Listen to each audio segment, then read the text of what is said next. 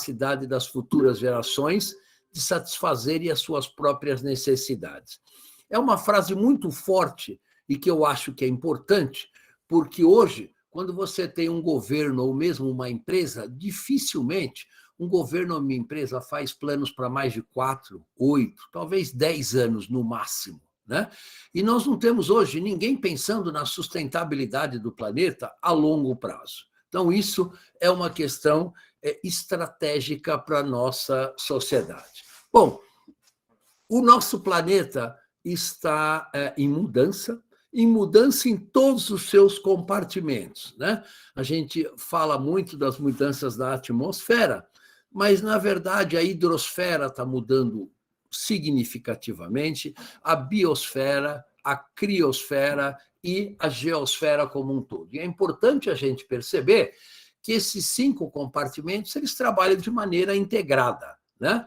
Então, eles não trabalham como trabalha a universidade, que separa em disciplinas geografia, física, química e biologia, porque isto é artificial e não existe na natureza. Então, a gente tem que começar a ter uma visão mais sistêmica, tanto da universidade quanto do nosso planeta como um todo.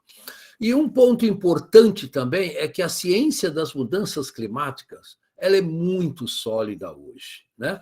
Aqui estão alguns dos relatórios do IPCC, né? Grupo de Trabalho 2, Grupo de Trabalho 3, o relatório da Criosfera. Cada um desses relatórios tem 2.500, 3.000 páginas de compilação da ciência, porque, lembrem, o IPCC não faz a ciência, ele compila a ciência. Então, basicamente, esses relatórios, além de outros relatórios da FAO, da UNEP, de muitos e muitos organismos internacionais, fazem compilações sistemáticas sobre mudanças climáticas. Veja que isso não acontece em nenhuma outra área de pesquisa que a gente conhece. Isso não se faz em física, biologia, ou geografia, ou coisa desse tipo.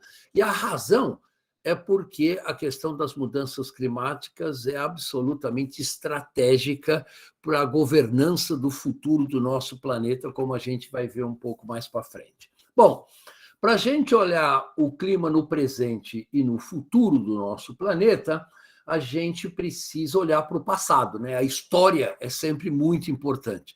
E o nosso planeta tem uma longa história, como todos sabem, de exatamente 4,6 bilhões de anos, quando o nosso planeta foi formado, né? Então, a vida demorou cerca de 2 bilhões de anos para se desenvolver, né?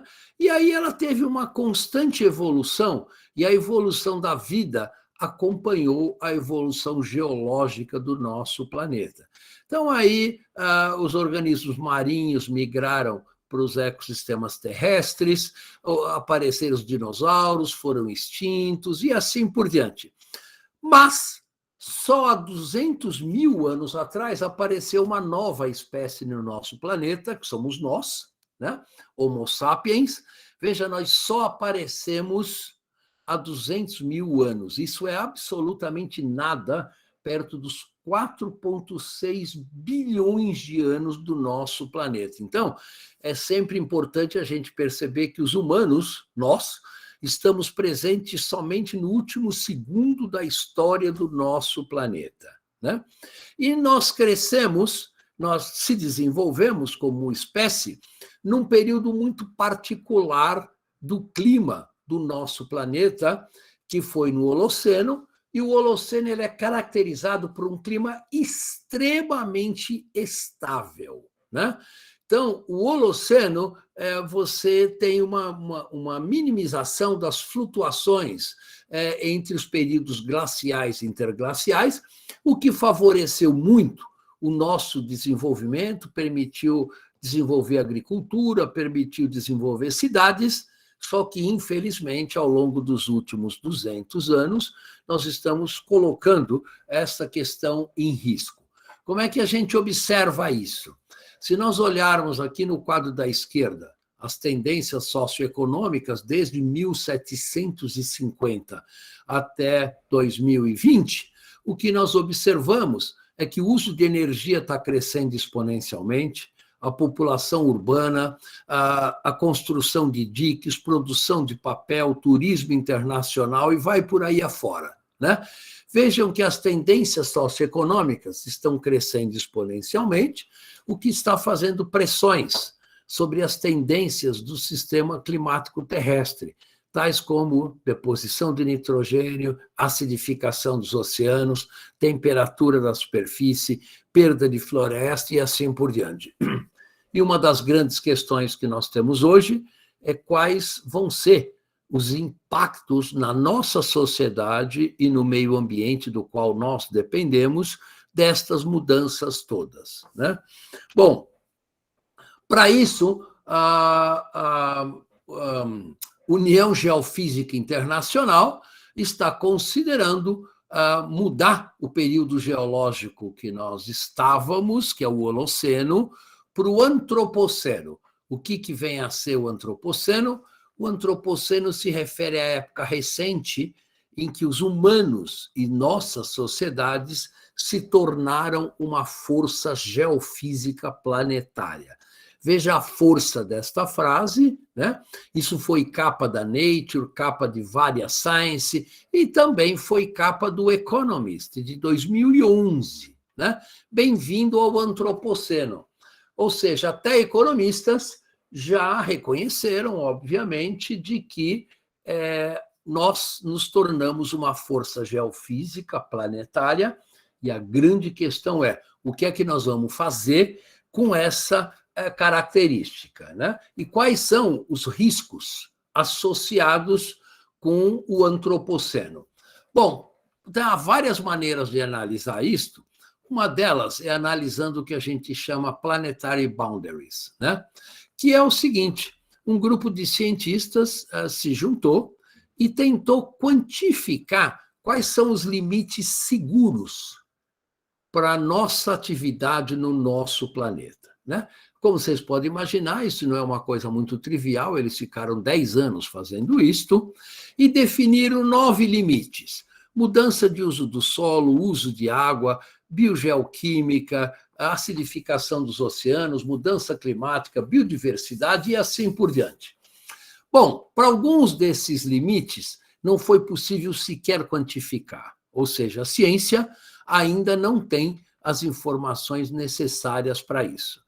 Mas em 4 desses limites nós já passamos do que é considerado um limite seguro para a humanidade, que é na mudança climática, na integridade da biosfera, mudança de uso do solo e nos ciclos biogeoquímicos, em particular de nitrogênio e de fósforo, né? Então, vejam que nós estamos, basicamente, ultrapassando os limites do nosso planeta, e isto, certamente, tem muitas consequências em várias áreas.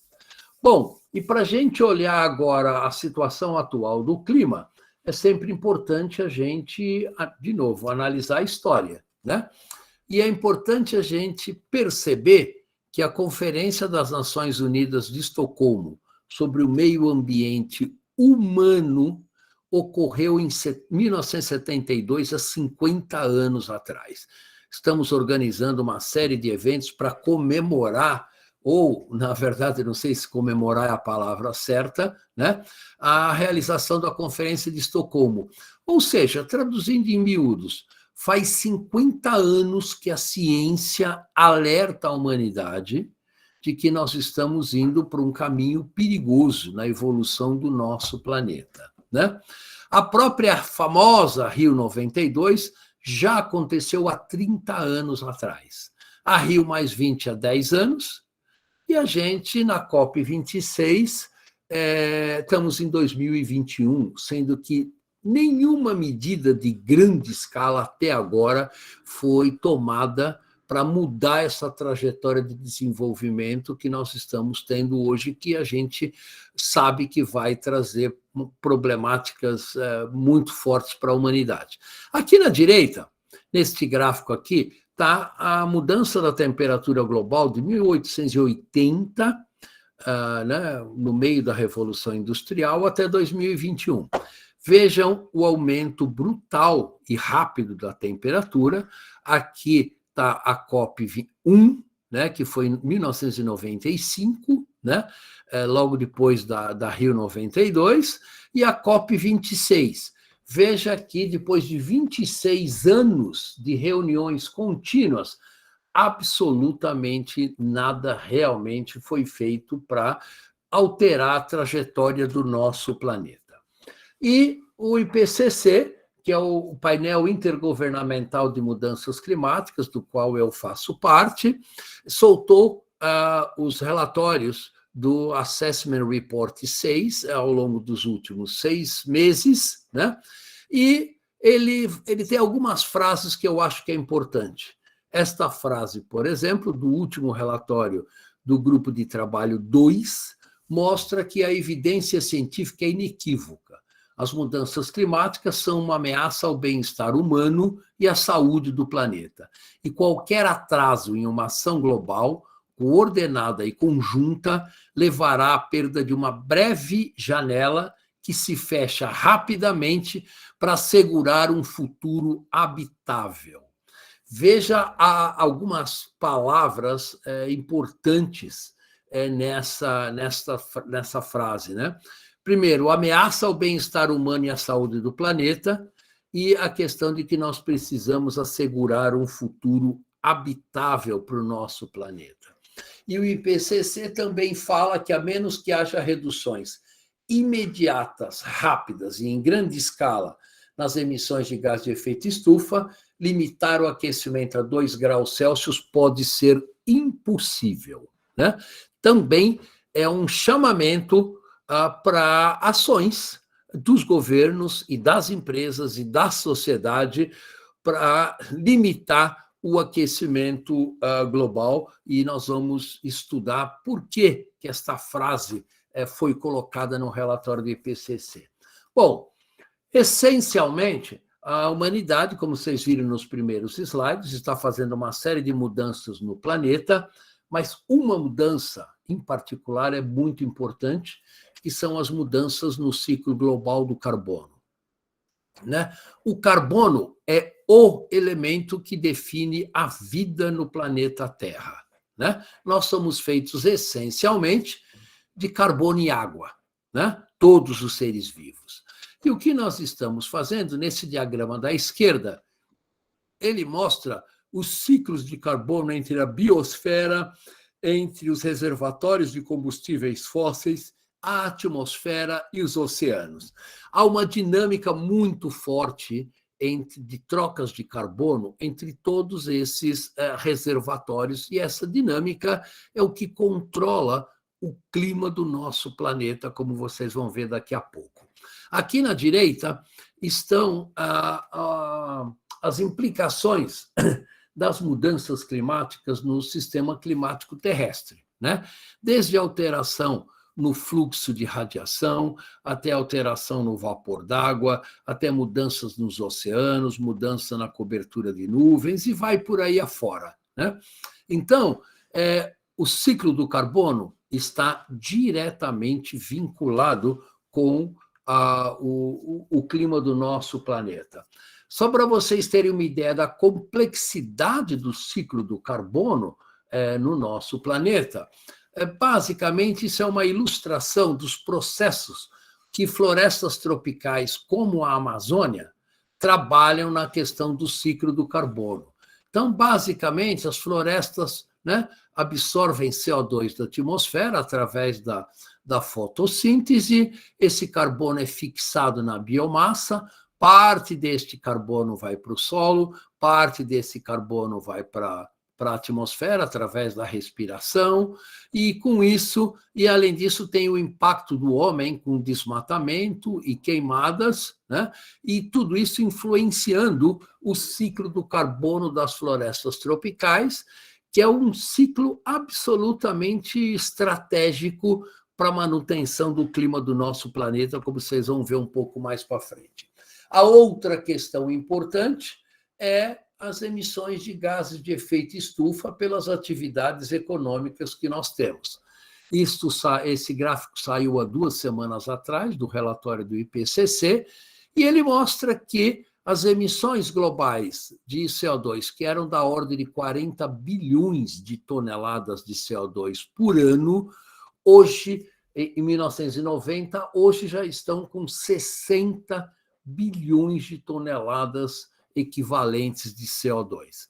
E quais são estes gases de efeito estufa? São principalmente o dióxido de carbono, CO2, o metano, óxido nitroso e os gases que contêm flúor. Então, vejam que o CO2 domina com 64% de todas as emissões, mas o metano também é importante, e ele mostra que, apesar do Acordo de Paris, apesar da pandemia, as emissões de CO2 continuam aumentando como se nada estivesse acontecendo. Elas estão aumentando a uma taxa da ordem de 4% ao ano. Né? Então, a hora que você acumula esses 4% ao ano em 50 ou 100 anos, evidentemente, temos uma quantidade brutal de gases de efeito estufa sendo emitidos para a atmosfera. Estas emissões se transformam em mudanças nas concentrações atmosféricas. Então, aqui está o histórico das concentrações de CO2 na atmosfera, de metano, de óxido nitroso. O óxido nitroso ele é emitido pelo solo quando, por exemplo, a gente adiciona fertilizante para melhorar a produtividade do solo. Basicamente, esse fertilizante é processado por bactérias do solo e que emitem óxido nitroso. O metano é emitido principalmente pela exploração de gás natural e pela criação de gado. Né? Então, o consumo de carne aumentou brutalmente, né, nos últimos 50, 100 anos, e o que reflete nas emissões de metano. O metano aumentou 259% a sua concentração desde o início da Revolução Industrial. O CO2, 66%, e o óxido nitroso, 123%. O que é que isto quer dizer? Quer dizer que o homem está mudando a composição da atmosfera terrestre. E isto não é pouca coisa, como vocês vão ver daqui a pouco. Atualmente, do ponto de vista de emissões de CO2, o desmatamento de florestas tropicais é responsável por cerca de 17% das emissões, e a queima de combustíveis fósseis é responsável por 83% destas emissões. Então, apesar da gente falar muito, né, da necessidade de redução do desmatamento da Amazônia, o que precisa acontecer, é importante perceber que, sem reduzir a queima de combustíveis fósseis, principalmente pelos países desenvolvidos, dificilmente nós vamos sair desta crise. Outras questões do aumento do CO2 são menos conhecidas. Né? Nós estamos diminuindo a concentração de oxigênio na atmosfera. Né? Por quê? Porque isso é uma das maneiras da gente saber como é que a gente pode saber que esse aumento da concentração de CO2 é devido à ação do homem. Veja, quando você queima gasolina no tanque do seu automóvel, né, para você produzir CO2, você precisa de uma molécula de carbono para 2 moléculas de oxigênio. Né? E se esse CO2 veio de combustíveis fósseis, basicamente as concentrações de oxigênio têm que estar sendo consumidas. E esta curva azul mostra exatamente isso. Decréscimo na concentração de oxigênio da atmosfera, dos quais todos sabemos a vida do planeta depende totalmente. Né? Bom, e essas alterações na concentração atmosférica já estão alterando o clima do nosso planeta. Isso é muito bem documentado, não só pelo IPCC, isso é um artigo publicado em 2016, que mostra anomalias de temperatura para a América do Sul. Então, vejam a bacia do Rio São Francisco, com aumento da temperatura da ordem de 2,3, 2,4 graus, a Amazônia já sofrendo um aquecimento da ordem de 1,8, 1,9 graus, e aqui na direita são as anomalias da chuva, de precipitação.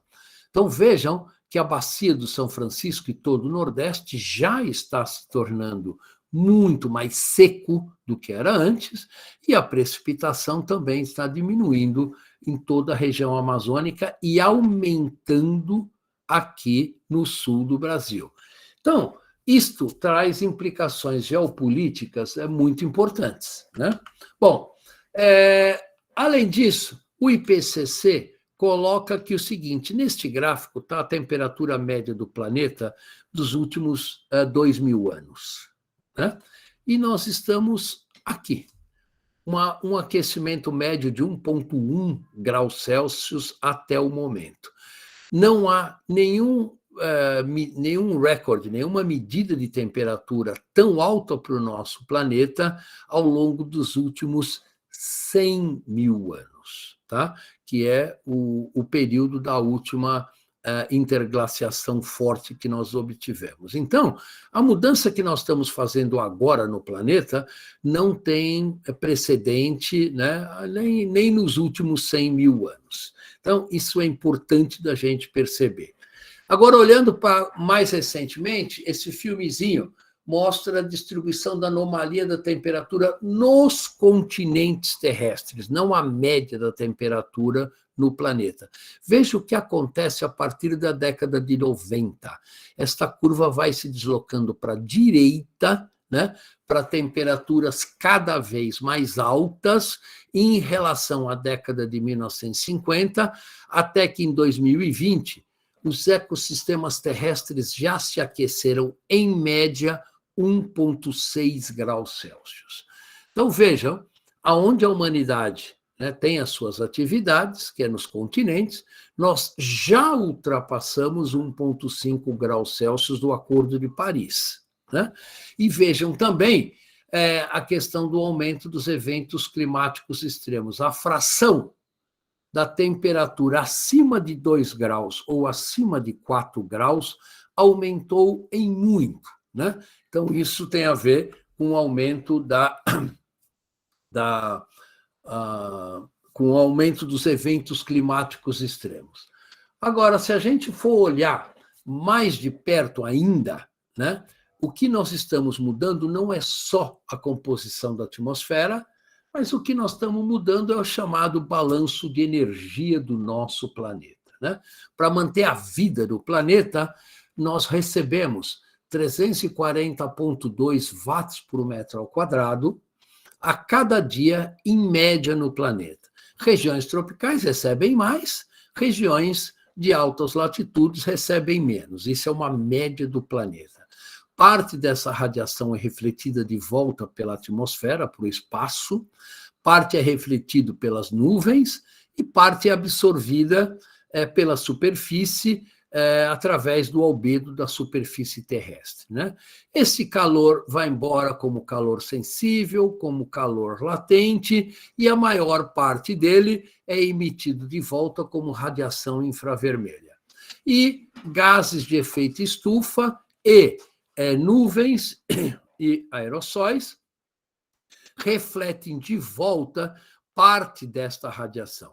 Então, o que nós estamos fazendo é aumentando o elo de realimentação entre o que sai de energia do planeta e o que fica retido pela atmosfera. Então, o que nós estamos mudando intrinsecamente é como o nosso planeta processa a energia do que mantém toda a vida aqui na Terra. E esta conceito ele é expresso pelo IPCC como o que a gente chama forçante radiativa, né? O que é isso? É quanto de radiação o nosso planeta processa hoje, comparado, por exemplo, antes da Revolução Industrial. E um número muito grande de variáveis, como vocês imaginam, afetam este balanço de radiação, né? Desde os gases de efeito estufa, que, através da forçante radiativa, muda o fluxo de radiação até os aerossóis, as nuvens. Isso afeta a temperatura global do nosso planeta, a termodinâmica da atmosfera, e isso tem uma série de feedbacks nas nuvens, nos aerossóis e nos gases de efeito estufa. Então, o que o IPCC e milhares de cientistas fazem é quantificar estas mudanças que nós estamos tendo no fluxo de energia que impactam no sistema climático global, né? Este gráfico aqui, ele mostra o aquecimento em graus Celsius do dióxido de carbono, do metano, do óxido nitroso e de outras componentes. Eles são importantes porque ele quantifica, para vocês terem uma ideia, da importância relativa entre os vários gases de efeito estufa, né? Então, vejam, em particular, o impacto do metano, que está ficando cada vez mais forte. Mas é interessante você observar que essa afirmação do IPCC, o aquecimento observado é provocado por emissões antropogênicas, com aquecimento associado aos gases de efeito estufa, sendo parcialmente mascarado pelo resfriamento provocado pelos aerossóis. Ou seja, os aerossóis são partículas que ficam em suspensão na atmosfera, naturais ou antropogênicos, que resfriam o clima. E os aerossóis resfriam o clima em 0,5 grau Celsius.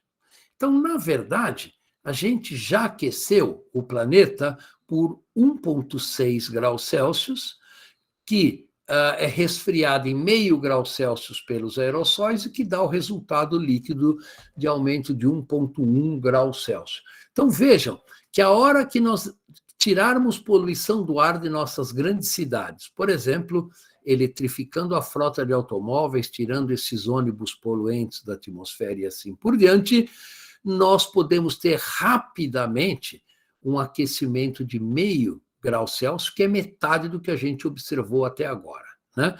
E isso está acontecendo pela redução da poluição do ar na China, na Índia, no Paquistão e assim por diante. Então, veja que nós já aquecemos mais do que o 1,1 grau Celsius.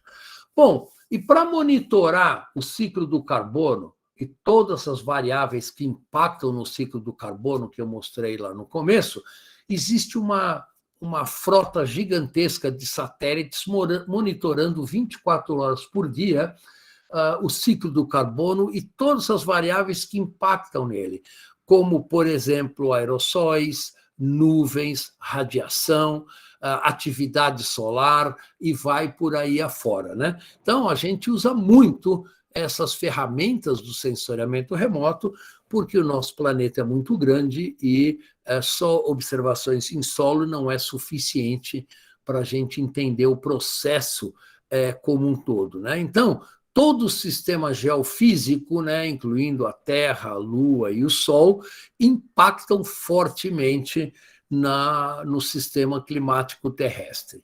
Então, por exemplo, aqui é um exemplo de uma constelação de satélites da NASA que medem CO2, medem vapor de água em nuvens na atmosfera, mede gases traços, mede aerossóis, mede espessura óptica de nuvens, mede outros gases como ozônio, por exemplo, e cada satélite desse passa sobre o mesmo ponto com diferença de alguns segundos.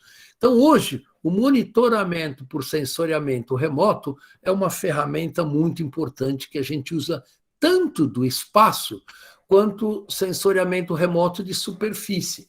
Então, por exemplo, na Amazônia, a gente usa sistemas com LiDARs que fazem todo o mapeamento do ciclo do carbono na Amazônia através de medidas com aviões, que a gente faz frequentemente, para a gente, afinal, saber a biomassa de carbono sendo armazenada na Amazônia está sendo alterada ou não, né?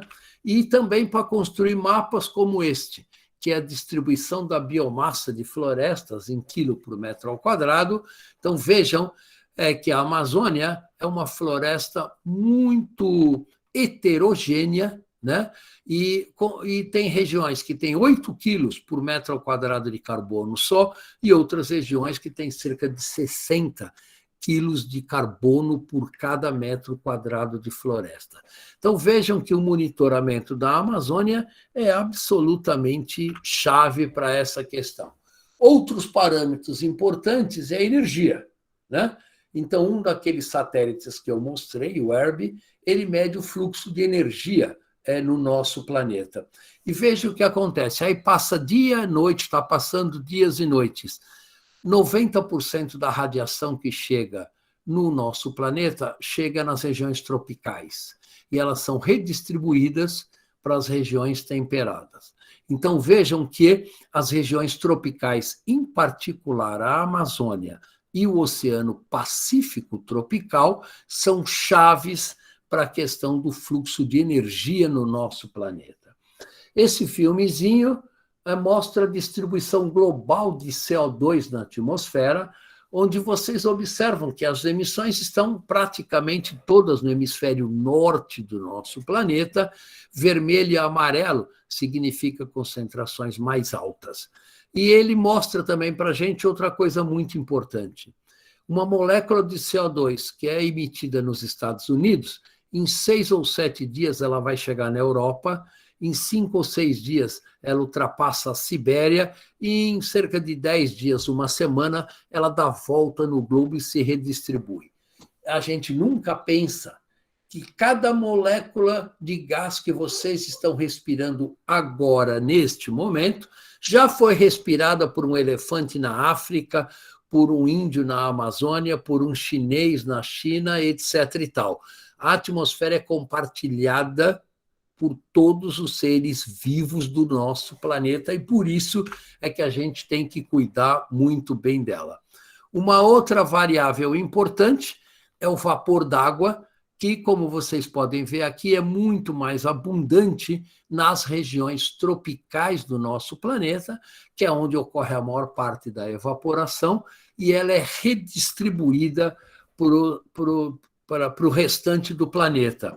E as nuvens são fundamentais no balanço de radiação, porque elas são elas refletem uma parcela muito grande da radiação solar e elas alteram o albedo da superfície terrestre. Então, vocês veem, por exemplo, aqui a formação de furacões aqui no Atlântico, de tufões aqui no Pacífico, e vejam que as nuvens são um sistema extremamente dinâmico do nosso planeta, né? Bom, já faz muito tempo que a ciência sabe que aumentar a concentração de CO2 vai aumentar a temperatura do nosso planeta.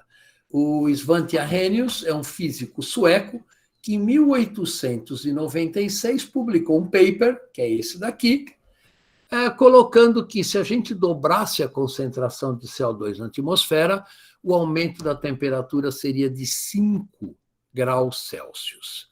Veja que interessante, ele previu isso antes do aparecimento da mecânica quântica, ele previu isso não usando qualquer computador, usando uma régua de cálculo, e se a gente fizer a mesma conta que o Arrhenius fez há mais de 100 anos atrás, hoje no supercomputador do INPE, o resultado é praticamente o mesmo.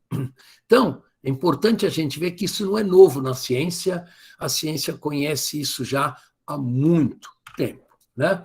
E, basicamente, o que nós estamos fazendo é que, ao longo desses 4,6 bilhões de anos, o nosso planeta ficou oscilando entre períodos glaciais e períodos interglaciais, períodos glaciais e períodos interglaciais. Até que, no começo da década de 50, com a alteração nos gases de efeito estufa, nós estamos saindo desse espaço de equilíbrio para indo para um outro espaço que é chamado estrato do antropoceno e que a gente não sabe para onde vai nos levar do ponto de vista da existência do nosso próprio planeta em termos de sustentação da vida nele, né? Então, é muito importante que a gente perceber que estamos alterando um ciclo glacial e interglacial que está funcionando no nosso planeta há bilhões de anos atrás. Bom, agora olhando mais de perto os relatórios do IPCC, antes de apresentar os resultados do IPCC, é importante que todo mundo tenha clareza de qual é o link que existe entre as atividades humanas e os impactos no meio ambiente, né?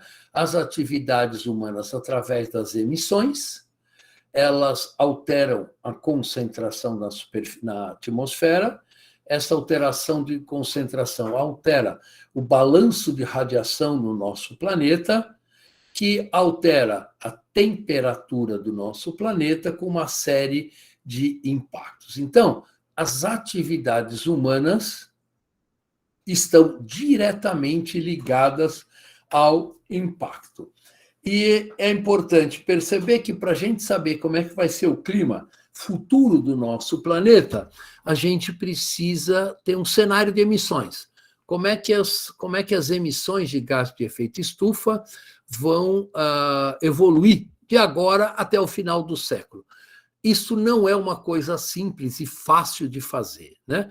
Há 30 anos atrás, era difícil prever que os Estados Unidos elegeriam um presidente como Trump, ou que o Brasil elegeria um presidente como o que nós temos atualmente, que estimula o desmatamento da Amazônia, vai contra a redução das emissões de gases de efeito estufa. Então, esses cenários, eles têm grandes incertezas por causa da ação do homem, a ação política dos nossos governos. Mas o IPCC fez 2 cenários bastante otimistas, 2 cenários onde o Acordo de Paris fosse aplicado, primeiro, de uma maneira muito forte, e segundo, da maneira como está sendo aplicado agora, e o terceiro e o último cenário é continuar emitindo gases de efeito estufa, como a gente está fazendo agora.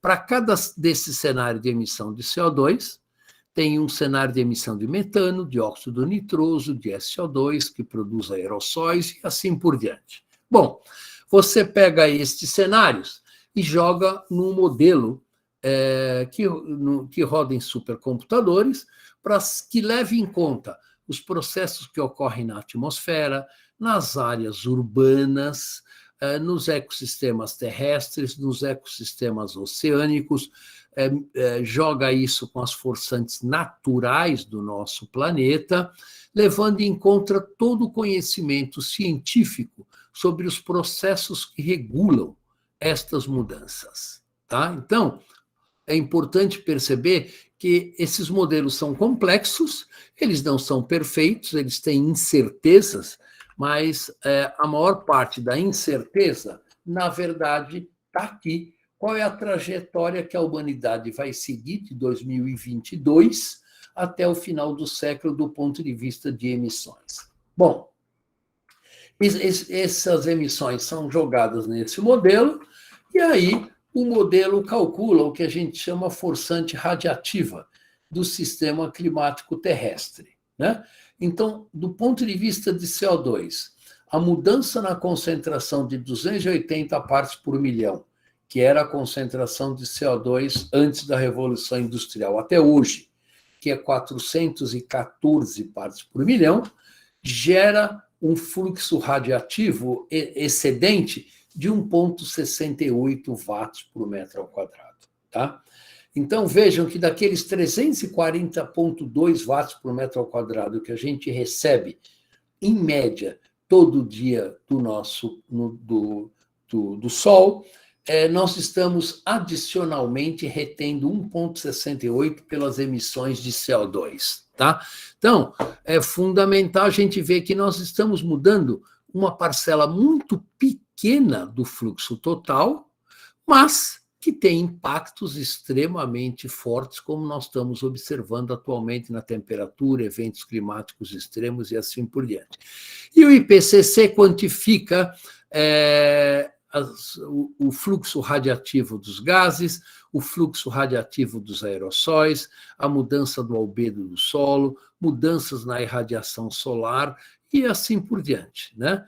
E, basicamente, somando todas essas componentes, nós estamos alterando em 2,29 watts por metro quadrado a forçante radiativa no nosso planeta.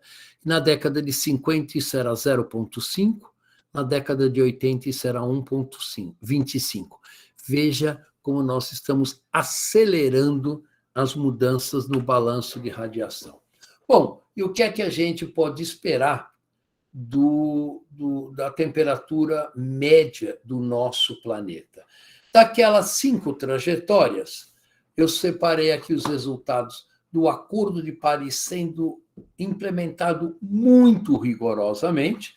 O nosso planeta vai se aquecer 2,8 graus Celsius. Um Acordo de Paris sendo implementado, digamos assim, meia boca, ele aumenta 3,7 graus Celsius, e se continuarmos na trajetória que estamos agora, o aumento médio da temperatura do nosso planeta vai ser 4,3 graus Celsius. Então, vejam, são mudanças absolutamente fundamentais que nós estamos fazendo no clima do nosso planeta, né? Agora, mais importante que a média no planeta é a distribuição geográfica deste aquecimento, né?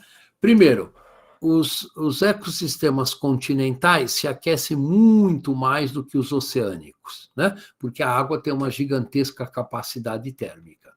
Então, se nós permitirmos que o planeta se aqueça 4 graus Celsius em média, basicamente, olha a situação do Brasil.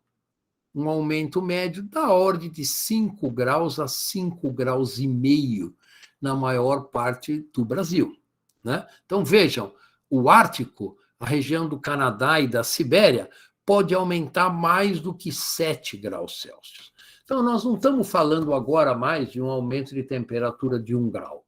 E é sempre importante lembrar que a meia-vida desses gases na atmosfera é de alguns centenas de anos até alguns milhares de anos. Então, mesmo que a gente pare as emissões hoje, esses gases de efeito estufa vão continuar fazendo o seu trabalho, né? Além disso, nós estamos mudando também a chuva, precipitação. Então, vejam, num cenário de 4 graus de aquecimento global, olha o que acontece com a situação da Amazônia, né? E da parte central do Brasil. Vai se tornar muito mais seca do que ela é hoje. Isto tem impactos na umidade do solo, que é fundamental para a agricultura. Então, veja a mudança na umidade do solo com 4 graus de aquecimento. Olha a situação do Brasil central, né?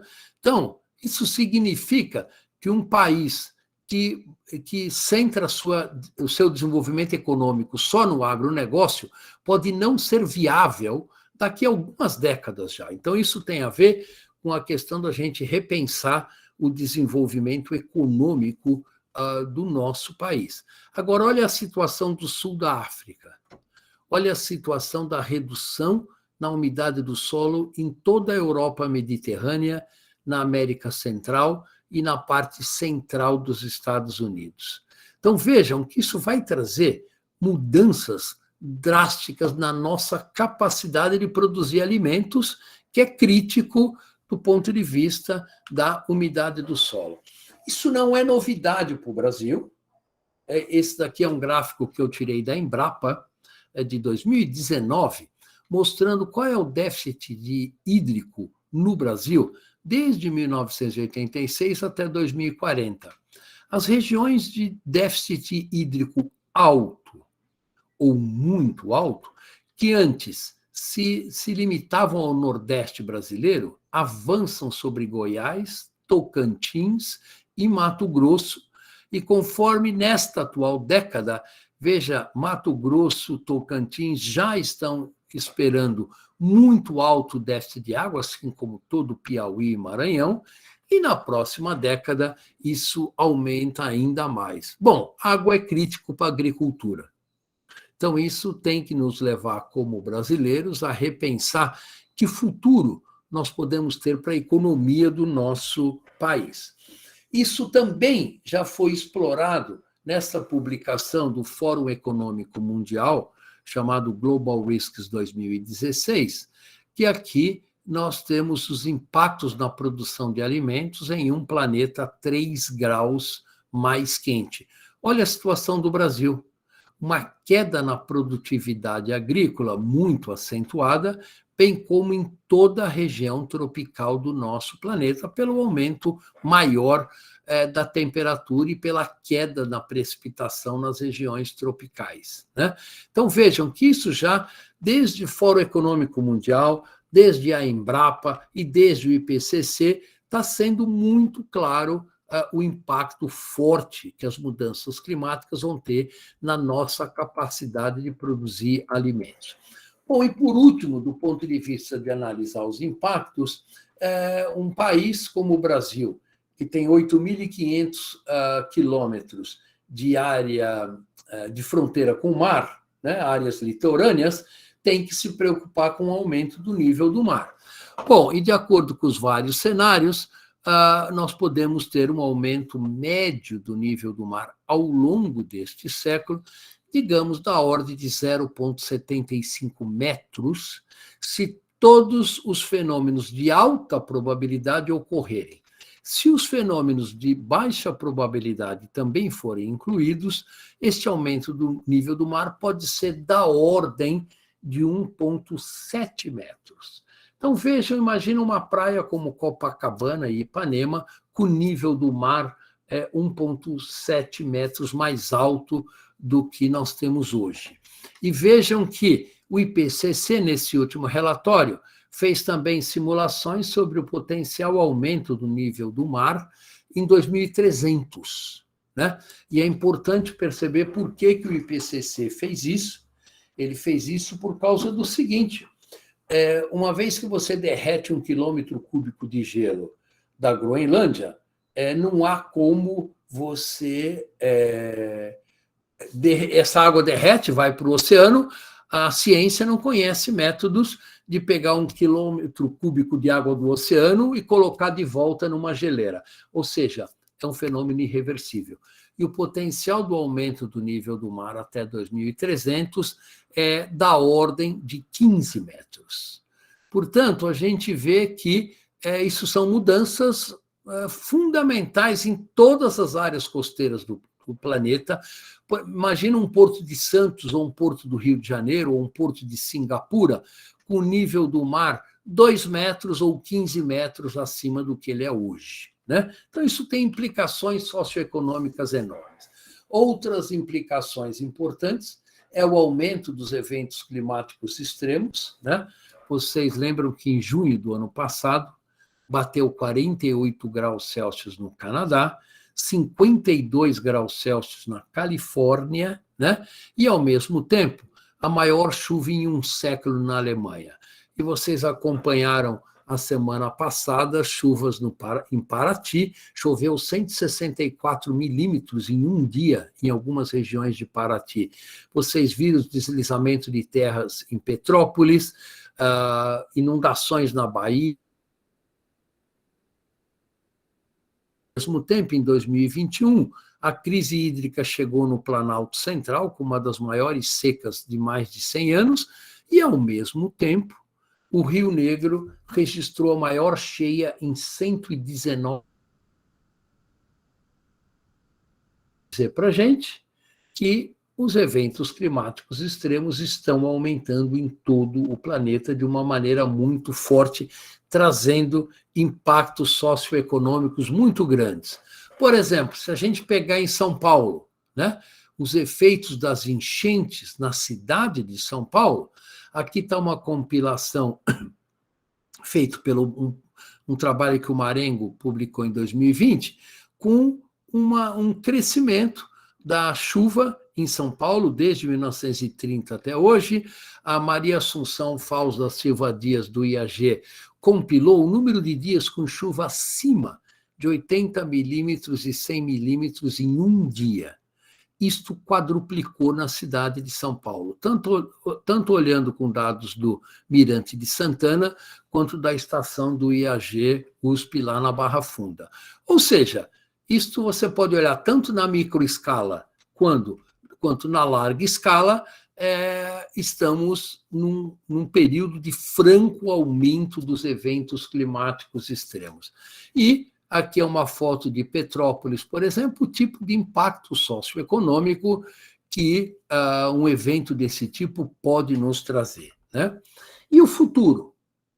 O IPCC prevê que um evento que ocorria uma vez a cada 50 anos, antes da Revolução Industrial, se nós permitirmos o planeta aquecer a 4 graus, ele vai ocorrer 39 vezes mais frequente. E a sua intensidade vai aumentar por fator 5. Então, conclusão, é melhor a gente preparar a cidade de São Paulo para enfrentar esse aumento de eventos climáticos extremos se a gente não quiser basicamente ter a cidade paralisada com enchentes, e se a gente quiser evitar que a população mais vulnerável que mora em encostas continue sofrendo o que está acontecendo em Petrópolis e em Paraty, né? E, por último, do relatório do IPCC, eu acho que é importante esse slide, porque eles mostram que hoje, de tudo que a gente emite para a atmosfera, os oceanos e os ecossistemas terrestres, eles estão absorvendo 70% das emissões. Só que conforme a gente aumenta a concentração de CO2 na atmosfera, a fração com que os oceanos e os ecossistemas conseguem retirar da atmosfera vai cair, em vez de 70%, para 38%. Ou seja, mais CO2 fica na atmosfera, agravando ainda mais o efeito estufa, né? E agora vamos falar um pouquinho da Amazônia e das florestas tropicais, né? Porque a Amazônia é um ecossistema muito especial e muito importante, né? Esse filmezinho mostra quanto de carbono as plantas retiram da atmosfera, né? Veja as florestas boreais aqui na Rússia, né? No inverno, soltam esse carbono para a atmosfera, no verão absorvem esse carbono. Agora, veja o que acontece com a Amazônia e com as florestas tropicais na África. Eles são reservatórios permanentes de carbono na atmosfera, tá? Então, esses reservatórios permanentes, que no caso da Amazônia tem em torno de 120 bilhões de toneladas de carbono, se for para a atmosfera, isso equivale a 10 anos de toda a queima de combustíveis fósseis que a gente tem hoje. Portanto, é um cenário que a gente tem que evitar de qualquer jeito. E o IPCC faz projeções para que a Amazônia pode se tornar uma grande emissora de carbono no futuro. Por quê? Por causa do aumento da temperatura e da redução da chuva. Esse gráfico aqui mostra que a Amazônia é muito mais sensível para a perda de carbono em função da mudança climática do que, por exemplo, as florestas da África e as florestas do sudoeste da Ásia. Isso hoje é muito bem documentado e a Amazônia pode se tornar uma fonte de 1 quilo de carbono para cada metro quadrado, para cada grau Celsius de aquecimento que a gente tiver no planeta. Então, vejam que manter esse estoque de carbono na Amazônia é absolutamente estratégico para a gente. E a Amazônia, com o desmatamento, impacta nas mudanças climáticas globais, e as mudanças climáticas globais, com o aumento da temperatura e redução da precipitação, impactam na floresta amazônica. Então, esse processo de duas vias tem que ser paralisado se a gente não quiser agravar ainda mais o efeito estufa global. E é importante também sempre lembrar que muito do vapor d'água que irriga o agronegócio brasileiro vem da Amazônia, através dos rios voadores, né? Muitos trabalhos identificaram o processo e quantificaram este processo, e a Amazônia ela é crítica para o transporte de vapor d'água para o Brasil Central e para o Sul. E é sempre importante lembrar que a Amazônia não é uma fonte de vapor d'água, ela é um processador de vapor de água que é gerado, na verdade, no Atlântico tropical, que é uma das regiões que mais tem, uma das regiões do oceano que mais estão se aquecendo, aumentando a evapotranspiração. Então, o que nós vamos fazer com a Amazônia é crítico para o balanço de vapor d'água em todo o sul do Brasil. E a Amazônia, nós estamos observando que ela pode já estar se tornando uma fonte de carbono para a atmosfera global. Esse gráfico mostra a absorção de carbono de 1990 até projeções para 2040, que mostram um decréscimo na absorção de carbono pela Amazônia nos últimos 20 anos, e, se isto continuar, a Amazônia pode se tornar uma fonte de carbono nas próximas décadas. Uma das questões associadas com isso é que o ciclo hidrológico da Amazônia pode estar sendo alterado, né?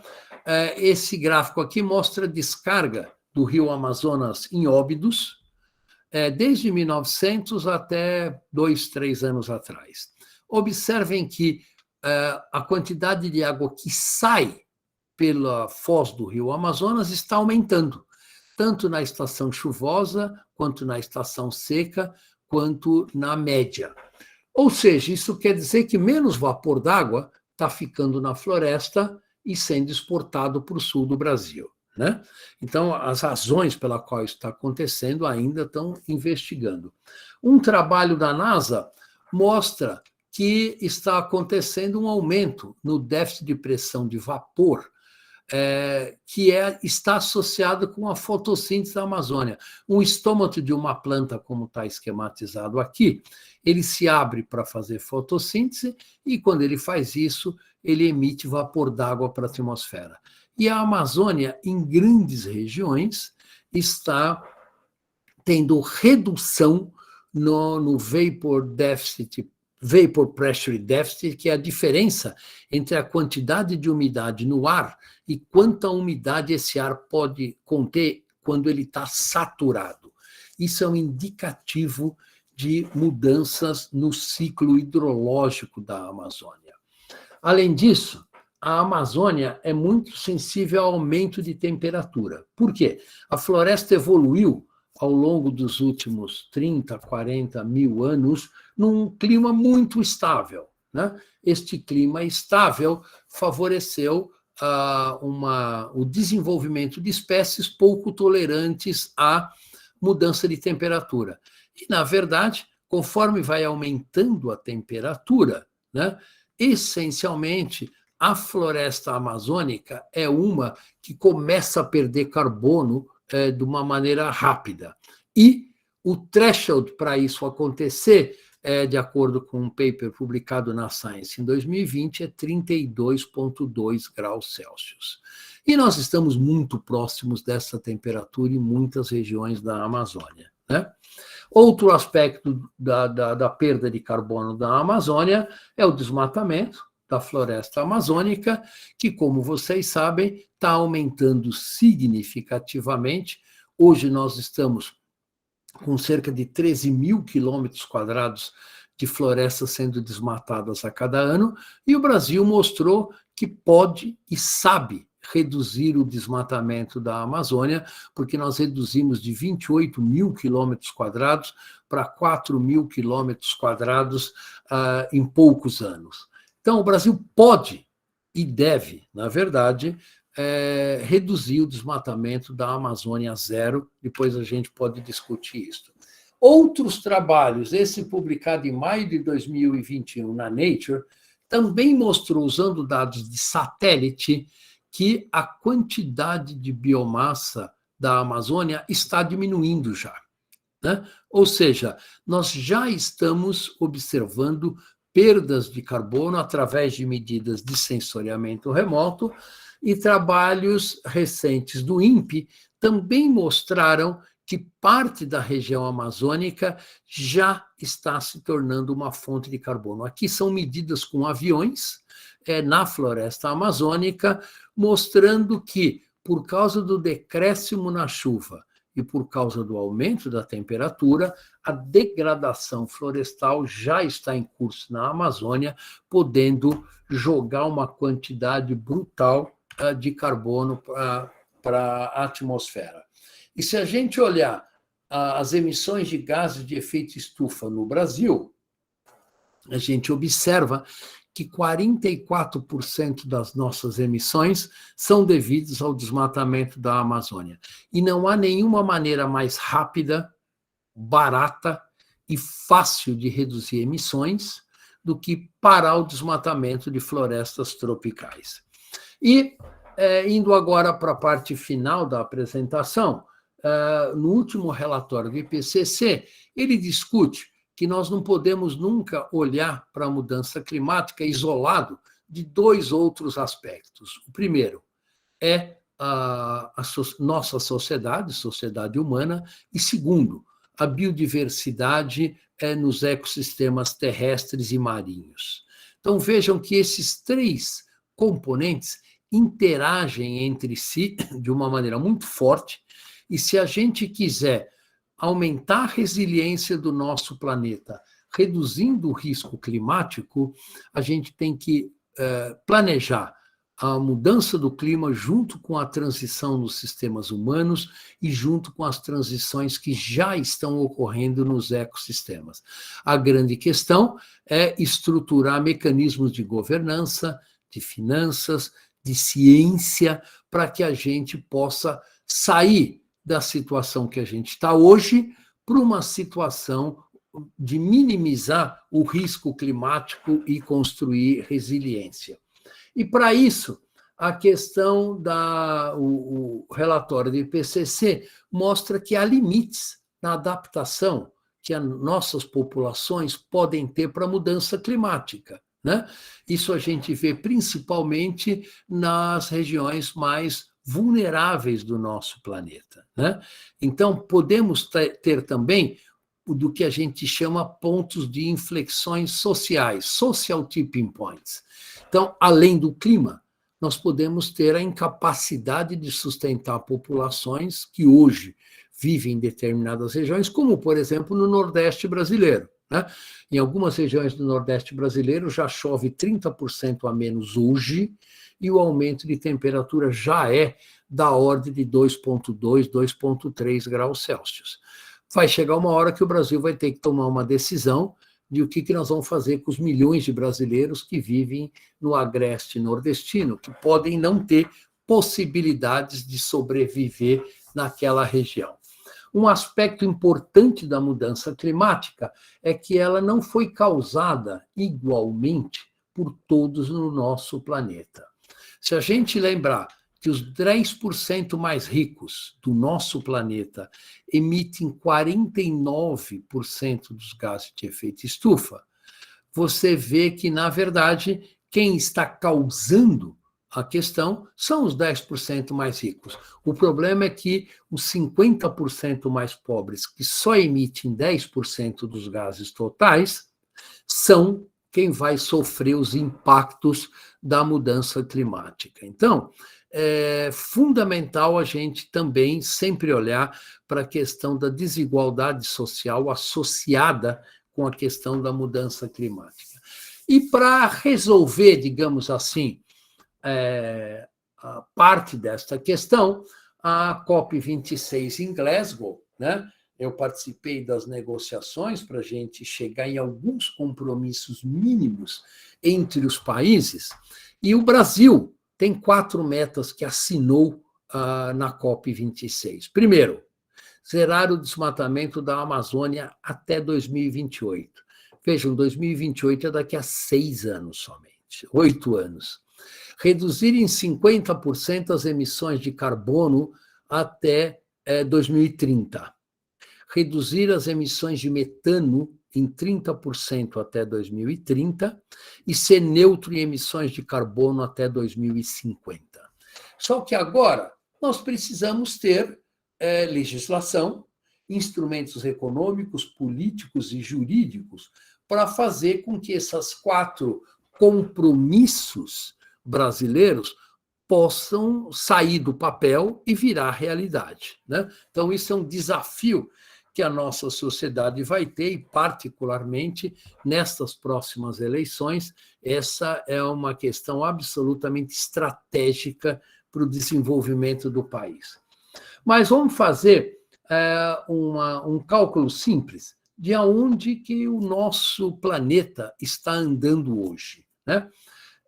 Veja, um cálculo simples e realista, levando que todos os países vão cumprir o Acordo de Paris, isto pode levar a um aquecimento médio de 3,2 graus Celsius. Em áreas continentais, isso significa um aumento médio de 4,2 graus Celsius, porque vocês lembram que as áreas continentais se aquecem mais do que as áreas oceânicas. Se a gente resolver a questão da poluição do ar, reduzindo a quantidade de aerossóis na atmosfera, a gente tira aquele mascaramento que os aerossóis estão fazendo e adiciona 0,7 graus Celsius na temperatura, chegando a 4,9 graus Celsius de aumento. Se a gente lembrar agora que 80% da população vai viver em áreas urbanas e que nós vamos ter uma intensificação da ilha de calor urbana em praticamente todas as cidades do nosso planeta, que é onde vai viver a população, isso adiciona mais 0,7 graus Celsius, totalizando um aumento de temperatura aonde a população humana vai estar vivendo de 5,6 graus Celsius. Então, vejam que isso é outro quadro do que limitar a temperatura em 1,5 graus ou 1 grau Celsius, que a gente teve até agora. Isto na hipótese de que os países cumpram o Acordo de Paris. O Brasil não vai cumprir as suas metas, os Estados Unidos não vão cumprir, a Alemanha não vão cumprir. Então, vejam que esse é o risco que nós estamos colocando para a sociedade humana no nosso planeta. E perguntaram para o IPCC o que é que a gente tem que fazer para limitar o aumento da temperatura em 1,5 graus. Bom, o IPCC montou um grupo de especialistas que analisaram por 3 anos, e a única maneira da gente chegar em 1,5 graus Celsius é a gente, a partir de 2020, né, começar a decair as concentrações significativamente, zerar essas concentrações, as emissões em 2050 e ter emissões negativas depois de 2050. Este gráfico tem 2 problemas, né? O primeiro problema é o seguinte: hoje a produção de alimentos corresponde a 30% de todas as emissões de gases de efeito estufa. Mesmo que a gente zere o desmatamento e mesmo que a gente deixe de queimar qualquer combustível fóssil, como é que nós vamos eliminar as emissões associadas com a produção de alimentos? Como é que nós vamos reduzir em 70% as emissões de metano, né? O metano é um gás muito importante, porque ele tem um poder de aquecimento global 52 vezes mais alto do que o CO2. Então, nós vamos recomendar que toda a população do planeta pare de comer carne, pare de ter dieta de alta proteína animal, por exemplo.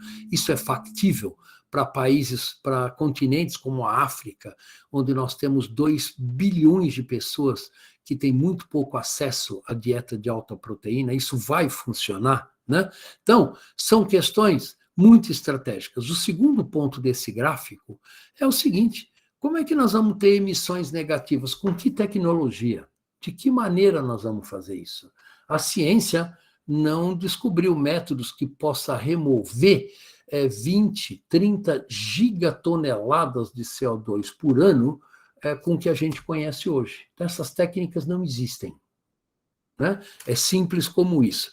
Então, veja o tamanho do desafio científico, social e econômico que nós estamos enfrentando com a questão das mudanças climáticas globais. Bom, e é importante a gente observar que nós estamos aqui em 2022, quando saiu esse relatório há 3 semanas atrás, né? E agora a humanidade vai ter que escolher. Nós vamos seguir essa trajetória até o final do século, com alta resiliência, baixa desigualdade social e baixa emissão, ou nós simplesmente vamos ignorar os alertas da ciência, aumentar a nossa vulnerabilidade, que vai aumentar a degradação dos ecossistemas, aumentar a injustiça social e assim por diante. Qual destas trajetórias, ou qualquer ponto entre elas, nós vamos seguir? Esse é o estado que a gente está atualmente. E é importante também salientar que o último relatório do IPCC sobre mitigação de emissões deixa muito claro que existem opções disponíveis agora em cada setor da economia que pode, no mínimo, reduzir pela metade as emissões em 2030. É uma frase muito forte. No setor de energia, no setor de mudança do uso do solo, na indústria, nas cidades, nas edificações, que é igualmente um aspecto muito importante, e no setor de transporte, e no setor da demanda e de serviços. Então, vejam que nós podemos reduzir pela metade as emissões nos próximos 8 anos, mas nós precisamos de governança e precisamos de vontade política para fazer isso, né? E o IPCC se baseou essas conclusões no quê? Gente, olha, aqui é o preço do custo da geração fotovoltaica, que custava $600 por megawatt-hora gerado em 2000. Hoje, isso custa 50. É mais do que fator 10. A geração de energia eólica ficou 1/3 do preço do que era há 20 anos atrás. A queda no preço das baterias também foi enorme. E o uso de energia fotovoltaica cresceu exponencialmente, geração offshore e onshore, né, na costa e fora da costa, de energia eólica está aumentando muito, mas toda a energia solar no planeta corresponde só a 3%. Toda a energia eólica gerada no planeta só corresponde a 6%. Então, vejam que nós temos um longo caminho, só que o IPCC alerta. Nós já temos a tecnologia necessária para fazer esse caminho, basta a gente ter governança e governos dispostos a evitar aqueles cenários que a gente colocou, né? Bom, e por último, não há soluções mágicas, né? Então, você já deve ter ouvido falar de geoengenharia climática, né? Que são basicamente colocar espelhos no espaço para refletir radiação, aumentar a quantidade de nuvens no nosso planeta, injetar enxofre na estratosfera para diminuir o fluxo de radiação através dos aerossóis. Nenhuma destas tecnologias funcionam e nenhuma destas tecnologias está pronta para ser aplicada.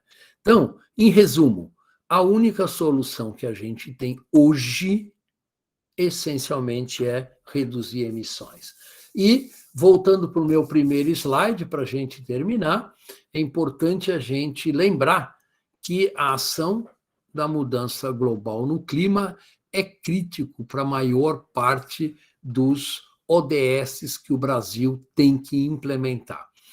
E é importante a gente perceber que, olhando para o futuro, mudança climática não é a única transformação que o nosso planeta está sofrendo, né?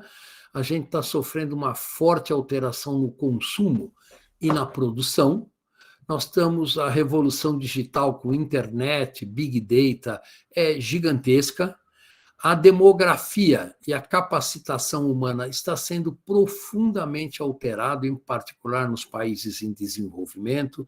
Então, desigualdade de gênero, mercado de trabalho, envelhecimento da população, tudo isso impacta na demografia e é um aspecto importante.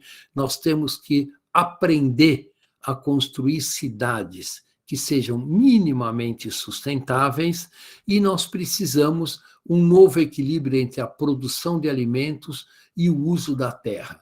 Além, é claro, de descarbonizar toda a produção de energia, usar a energia de maneira mais eficiente, dar mais acesso à energia para a população mais pobre do nosso planeta. Esses 6 grandes transformações devem ser um motor do desenvolvimento do nosso planeta de agora até 2050, se a gente quiser construir uma sociedade sustentável em 2050. E é importante que a gente comece, para quem está na universidade, a responder essa pergunta que é chave, que é como construir um espaço seguro e justo para a nossa humanidade. O que a gente quer dizer com isso? A humanidade tem necessidades básicas: educação, água, alimento, saúde, empregos, e aqui fora estão os limites do nosso planeta: mudança climática, perda de biodiversidade e assim por diante. A ciência ainda precisa construir este lugar seguro e justo da humanidade que faça uma ponte entre as necessidades básicas da população e os limites planetários.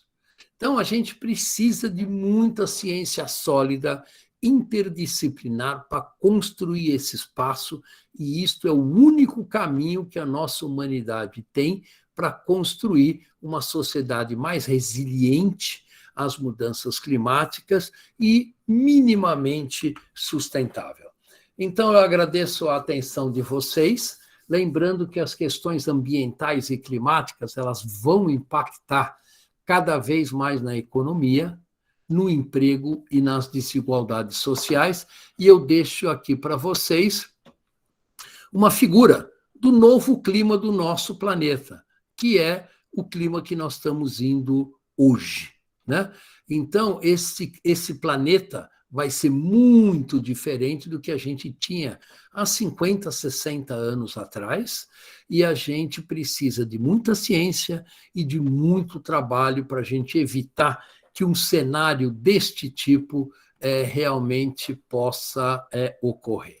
Tá ok? Então, eu agradeço a atenção de vocês e estou aqui disposto, a gente pode discutir qualquer questões que vocês possam ter. Obrigada, professor Paulo Artacho. Eu queria agradecer a aula que você deu.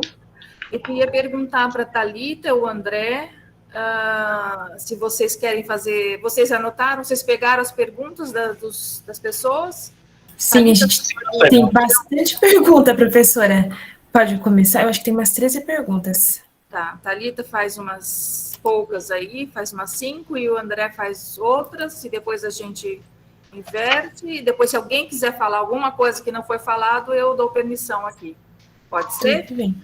E Thalita faz uma de cada vez, né? Isso, fica mais fácil. Bem objetivo, e eu respondo bem objetivo para a gente cobrir todo mundo. Isso. Tudo bem. A Samantha Graik Proença perguntou: professora Tacho, pela explanação de hoje, podemos concluir que não conseguiríamos manter os 1,5 graus Celsius, certo? Ou este avanço poderia retroceder com as metas se forem alcançadas? Respondendo bem objetiva, atingir 1,5 graus hoje é absolutamente impossível. É simples como isto, tá? A revista Nature publicou em novembro do ano passado uma pesquisa. Eles distribuíram um formulário para todos os pesquisadores que trabalharam no IPCC. São mais de 500. Tá? Fazendo uma pergunta muito simples. Qual é o seu melhor chute para a temperatura ao longo deste planeta? Desculpe, ao longo deste século, para a temperatura do planeta ao longo deste século. Sabe qual foi a média da resposta dos climatologistas? 3,2 graus.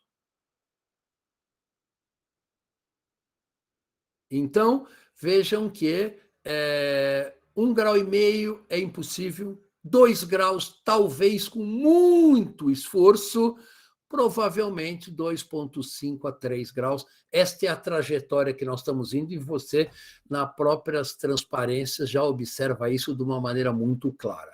Então, isso vai trazer mudanças profundas no clima do planeta, na nossa capacidade de ter água, na nossa capacidade de produzir alimentos, nas nossas zonas costeiras, né? Então, isso é um processo que já está em curso. É importante salientar que a mudança climática não é mais uma coisa do futuro. Eu acho que é importante, ela está aqui com a gente hoje. Queira ou não queira, goste ou não goste, e com deslizamento em Petrópolis, deslizamento em Paraty, assim por diante. Thalita, pode fazer a próxima. Teve algumas perguntas que elas foram um pouquinho repetidas, eu vou selecionar algumas. O Flávio Soares perguntou: professor, quais são os impactos previstos do derretimento dos lagos do último período glacial? Analisando a emissão dos gases poluentes, tais como metano, retidos em suas águas congeladas. Então, veja bem, as áreas onde nós ainda temos gelo, por exemplo, no Himalaia, por exemplo, na Cordilheira dos Andes, estão sofrendo processo de derretimento óbvio, né? Muito rápido, isso é muito fácil de documentar. Tem uma geleira na Suíça, onde eles ficaram tirando fotografias desde o começo da década de 50. E você vê bonitinho num filminho a geleira sumindo. Claro, ela derreteu e a água foi para o mar, né? E isto é uma componente muito importante do aumento do nível do mar, embora, eu esqueci de falar, a maior componente do aumento do nível do mar é a dilatação térmica da água, né? A água, como qualquer metal, conforme aumenta a temperatura, ela se dilata. Então, este, na verdade, é o maior fenômeno associado com a mudança da temperatura dos oceanos e aumento do nível do mar. Agora, é claro que o derretimento das geleiras continentais, que fazem a regulação para bilhões de pessoas, regulação da disponibilidade de água, a gente vê isso em Santiago. Santiago depende quase que 100% de água do derretimento de geleira dos Andes. Se essas geleiras não existirem daqui a 20, 30 ou 50 anos, muitas cidades vão se tornar, obviamente, completamente inviáveis, né? Isso acontece no Himalaia, isso acontece nos Atlas, isso acontece em todas as grandes cordilheiras. Tudo bem. Tem bastante pergunta. Eu vou falar a do Marcelo. O Marcelo Souza Gaspar perguntou: a meta de zerar o desmatamento da Amazônia em 6 anos é viável? É. A resposta mais simples e direta é viável, sim, e não existe nenhuma maneira mais rápida, fácil e barata de reduzir emissões do que zerar o desmatamento das florestas tropicais. Elas são responsáveis hoje por 17% das emissões. A gente poderia, sim, acabar com o desmatamento da Amazônia em 6 anos. Isto é factível, com um custo mínimo, com a legislação que nós já temos hoje. Não precisa inventar a roda, basta fazer a lei ser cumprida.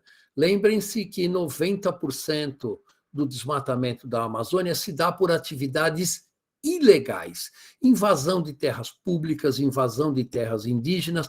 Basta o Brasil se tornar um país onde a nossa lei passe a valer alguma coisa, onde a Constituição seja respeitada. Se a gente fizer isso, nós podemos reduzir a zero esse desmatamento até antes de 2028. Deixa eu complementar aqui alguma coisa, professor Paulo Artacho, e como fica o agronegócio, então? Porque a perspectiva é o agronegócio de avançar em áreas que ainda têm florestas. Olha, hoje o agronegócio quer fugir das áreas de florestas, né? Na COP26, o presidente da JBS estava lá, da Cargill estava lá, e a pior coisa que eles querem é estar associado, o negócio deles com o desmatamento da Amazônia, por razões óbvias, né? Quer dizer, o boicote a produtos brasileiros advindo do desmatamento só tende a aumentar. Então, é péssimo negócio para o agronegócio brasileiro estar associado com o desmatamento. Tanto é que a JBS abriu um fundo de R$1 bilhão para estratégias de redução de desmatamento da Amazônia, né? É claro que uma parte dessa associação dessa questão tem a ver com greenwashing, etc. e tal, mas o agronegócio não precisa desmatar uma única árvore para continuar tendo a produtividade que eles têm. Na verdade, a grande ameaça para o agronegócio é a queda na chuva no Brasil Central, e isto sim está preocupando muito eles, porque o negócio deles pode não ser tão viável daqui a 10, 20 ou 30 anos. Pode seguir, Thalita. Tudo bem. A Kari Ambrosio, existe possibilidade de se usar os aerossóis para controlar o aquecimento global? Isso é o chamado geoengenharia climática, né? Você joga aerossóis na estratosfera, que nem faz um vulcão como o Pinatubo, e isto efetivamente resfria o planeta, né? Só que 2 problemas sérios com isso. Com isso, nós temos efeitos colaterais muito importantes.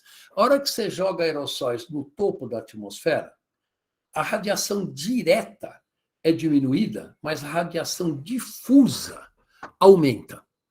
Com isso, você muda todo o balanço de radiação de todo o planeta.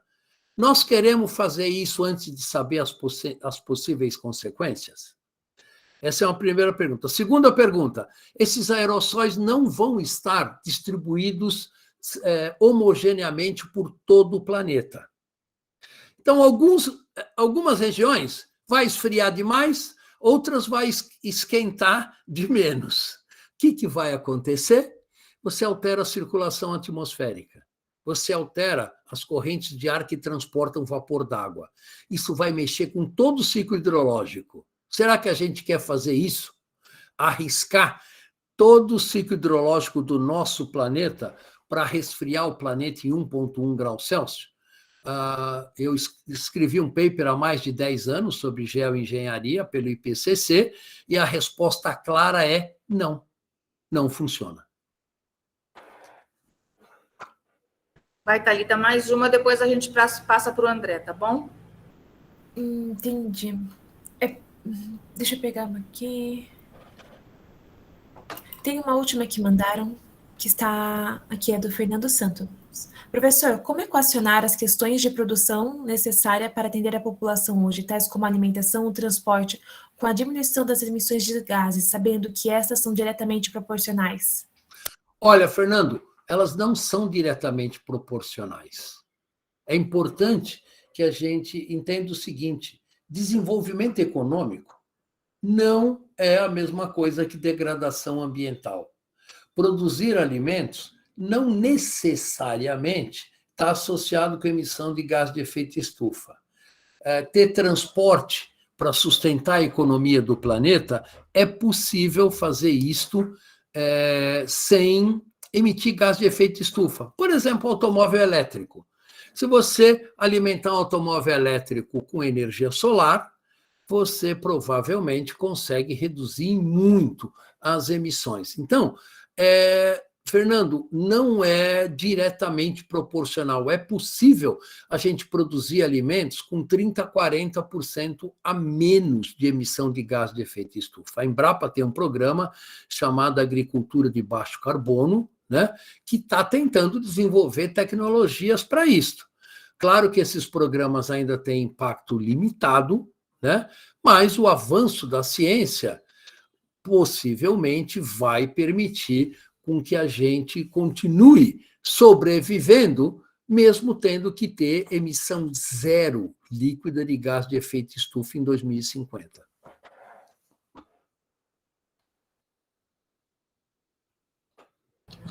André, desculpa. André, você quer continuar? Você conseguiu verificar as questões que a Thalita fez? Tem algumas perguntas aqui. Posso começar? Pode, André. Tem uma pergunta aqui da Soraya, associado à relação entre as mudanças climáticas e oscilações climáticas, como, por exemplo, El Niño e Laninha, oscilação sul. Quais são as projeções de intensificação dos fenômenos El Niño e Laninha? Tem alguma perspectiva associada a isso? Olha, é uma boa pergunta, e a pergunta ainda não tem resposta para essa pergunta.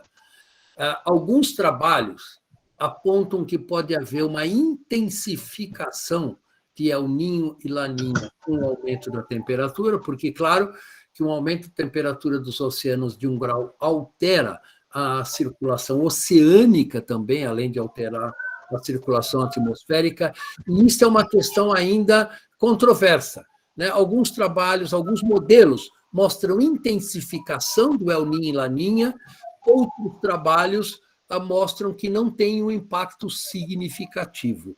Então, mais ciência vai ter que ser feita. A ciência ainda não tem resposta para todas as perguntas, porque são problemas muito, muito, muito complexos. Tem outra pergunta aqui também. Comparando um aumento de temperatura que já se observa hoje, né, e nas projeções, a Débora pergunta: quais eram as amplitudes médias de temperatura durante o ciclo glacial e interglacial? Esses eram muito diferentes dos que observamos atualmente? Isso é uma boa pergunta também, né? Eu só mostrei o aumento da temperatura média, né? Mas o que está acontecendo é uma redução na amplitude diária da temperatura, né? As noites estão ficando estão aumentando mais de temperatura do que os dias. Por quê? Por causa da maior quantidade de vapor d'água na atmosfera. Então, pega para São Paulo, eu vi um trabalho da Assunção sobre isso, você pega a temperatura mínima, ela aumentou 15% a mais do que o aumento da temperatura máxima. Tá? Então, a amplitude está diminuindo. Tá? E isso, obviamente, também tem impacto no conforto térmico, nas edificações, isso tem uma série de impactos nos ecossistemas. Então, a amplitude está diminuindo. Isso é muito claro com os dados experimentais. Tem outra pergunta aqui, associada à energia eólica, é da Karen. A pergunta é se a energia eólica ela não seria, talvez, ruim no sentido de alterar as correntes de vento. Se em termos de microclima, ela não teria esse aspecto negativo. Olha, gente, perguntas como essa são muito recorrentes nessa questão, né? Não existe atividade humana que não tenha impacto sobre o meio ambiente. Ponto. Todos têm, né? Seja aquelas grandes fazendas de energia solar que alteram o albedo da superfície, seja alterações na microclima causado pela geração de energia eólica. Então, não existe ainda nenhuma única método de geração de energia que não tenha impacto. O que nós temos que escolher quais são as que têm menor impacto no meio ambiente. No caso da energia eólica, existem muitos trabalhos mostrando que existe, sim, alterações no fluxo de vento, né, no microclima local. Tanto é que agora, se vocês forem notar, a maior parte das novas grandes usinas eólicas no planeta todo são feitas sobre o mar. São feitos offshore, como a gente chama, né? E no Brasil, o último leilão de energia eólica, 60% da energia a ser gerada vai ser offshore, ou seja, 3, 4, 5 quilômetros da costa, né? Onde o vento é mais forte e onde você tem menos impacto sobre a população local.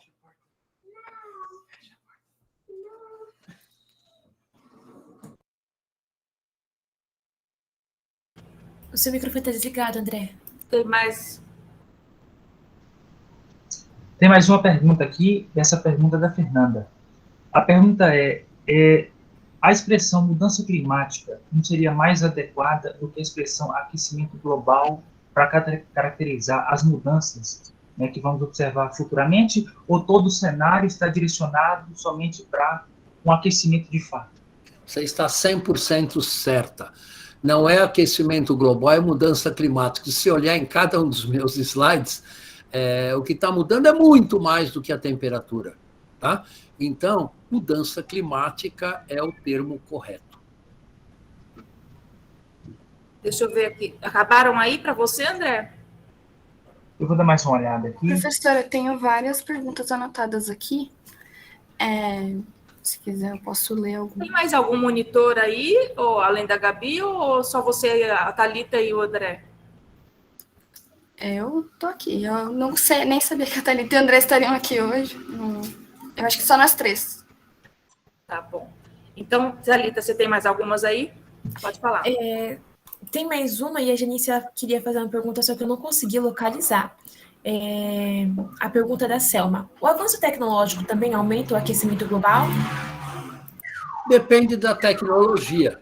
Algumas tecnologias novas estão sendo desenhadas para reduzir emissões.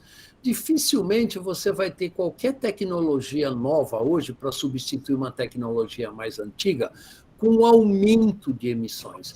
O planeta inteiro está indo na direção de reduzir emissões. Por exemplo, na produção de energia, nos processos industriais, na fabricação de cimento, né? A fabricação de cimento é um dos grandes emissores de gases de efeito estufa, por causa do uso de carbonato de cálcio, e novas tecnologias estão sendo feitas para reduzir essas emissões. A produção de aço, né? Também tem novas técnicas de produção de aço que tem metade das emissões de gás de efeito estufa por tonelada produzida do que há 20 anos atrás. Então, o planeta está indo na direção de aumentar a eficiência no uso de energia e nas emissões de gases de efeito estufa. Isso você vê em todas as tecnologias industriais, de transporte, automotivas e assim por diante. Tem uma questão aqui da Janice, eu vou ler aqui. Acredita que se a extrema-direita ganhar força no mundo, é sinal de uma tentativa de parar possíveis mudanças positivas para a redução de todos esses efeitos? Não há a menor dúvida, né? Isso é muito bem conhecido, né? É muito bem conhecido que governos de extrema-direita, como o que temos agora no Brasil e tivemos com Trump nos Estados Unidos, lutam para você ter desenvolvimento econômico a qualquer preço para a sociedade ou a qualquer preço como dano do meio ambiente. Então, isso é óbvio, né? Isso fica explícito, inclusive, porque na campanha do nosso atual presidente, ele prometeu invadir terras indígenas, ele prometeu aumentar emissões, ele prometeu aumentar o desmatamento da Amazônia, e ele só está cumprindo essas promessas para quem votou no atual governo, né? Então, o que a gente espera é reverter esse quadro, porque, obviamente, esse quadro vai significar prejuízos muito, muito fortes para a sociedade brasileira e para o planeta como um todo. Tem uma outra questão aqui da Janice. Os políticos e os super ricos sabem de tudo o que está acontecendo. Imagino que eles contam que as catástrofes irão acontecer e que eles estarão seguros em locais bem protegidos e que poderão fazer estoques e que têm dinheiro suficiente para se manterem nos piores cenários. Desta forma, eles podem continuar a não fazer nada mais relevante para impedir mudanças, uma vez que morrerão os pobres dos países mais pobres. Não vejo que mudanças sérias serão implementadas. O senhor é otimista? Sim, eu sou otimista. Por uma razão muito simples. Nós não temos outra alternativa. Nós não temos uma alternativa. Deixar o planeta se aquecer 5 graus Celsius, como eu mostrei para vocês, não é uma alternativa, inclusive, para o atual sistema econômico. Quer dizer, não faz muito sentido você destruir a sua fonte de recursos financeiros. Agora, é evidente que, como a pergunta coloca de uma maneira muito clara, as questões associadas com as desigualdades sociais estão no centro da questão das mudanças climáticas, porque quem sente Quem vai sentir o problema são os 90% mais vulneráveis da população, não os 10% mais ricos, né? Então, o que eu acredito é que, veja, será que a humanidade tem alguma outra saída a não ser implementar os 17 ODS, reduzir as emissões de gás de efeito estufa até 2050? Eu não vejo outra saída. E se você olhar os relatórios anuais do Fórum Econômico Mundial, né, que é aqueles que são os governos e os bilionários que se encontram em Davos todo o começo do ano, eles deixam claro isso já faz mais de 10 anos. Olha, esta trajetória não vai dar certo. Gente, esse caminho que nós estamos estruturando o planeta vai dar ruim, né? Isso está claro, explícito nos relatórios dele. Acontece que o sistema econômico e o sistema político não é homogêneo, né? Existem governos que estão caminhando na direção da sustentabilidade nos seus países e outros governos, como o do Brasil e o dos Estados Unidos, que estão indo em direção oposta. Isso é muito claro, né? Então, o que nós vamos precisar fazer é estruturar um sistema de governança global que possa dirigir esse processo. E esse é um dos grandes problemas que nós temos. A ONU não foi feita para lidar com um problema desta magnitude. A ONU não tem sequer mandato para tratar das questões associadas com as mudanças climáticas globais. Isso vai ter que começar do zero nas próximas conferências das partes. E como vocês podem imaginar, isso não vai ser nada fácil. Como é que um brasileiro pode punir o governo americano pelas gigantescas emissões de gás de efeito estufa que eles têm no setor de transporte, né? Então, isso são questões jurídicas, políticas e econômicas que não têm solução ainda. Mas nós vamos ter que achar uma solução para isso. Certo. Tem mais uma questão aqui da Samantha. A Samantha diz, ainda estou refletindo, porque o último relatório do IPCC sobre mitigação ainda fala em aumento de 1,5 ou 2 graus, se vamos impreterivelmente ultrapassar esses limites? É uma boa pergunta. Todos os cientistas concordam que 1,5 a 2 graus é praticamente impossível. Basta se olhar aquelas curvas do relatório do 1,5 graus, eles mostram que as concentrações de CO2 a partir de 2020 teriam que cair 7% ao ano, todo ano, até 2050. Quando a realidade mostra que eles estão aumentando em 4% ao ano, apesar da pandemia da Covid-19. Né? Então, agora, o IPCC é um órgão governamental, é um órgão da ONU. Ele tem que seguir o que a ONU está propalando, que é a implementação do Acordo de Paris e a implementação dos ODS. Ela não pode ir na direção contrária. Mas veja, aquelas frases que eu separei do relatório do IPCC são muito claras. A menos que a gente não faça cortes drásticos, imediatos e rápidos, atingir 2 graus vai ser impossível. A ONU botou isso numa frase no relatório do IPCC. Então, você vê, o alerta está ali. Agora, nós somos cientistas, nós não fazemos políticas públicas. Isso não é responsabilidade de cientista. A nossa responsabilidade é dar o recado para os governantes. E eles quem tem que tomar as decisões. Não é o IPCC ou não é a ciência. É a ciência política, na verdade. Certo. Tem mais uma outra questão aqui. Por que os oceanos poderiam se tornar um emissor de CO2?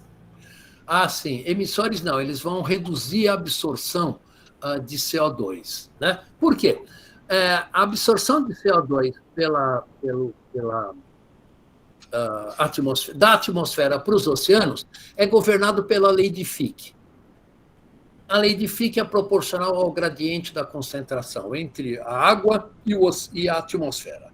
Se você reduz, se você começa a saturar a água do oceano de CO2, você reduz a diferença na concentração entre a atmosfera e o oceano.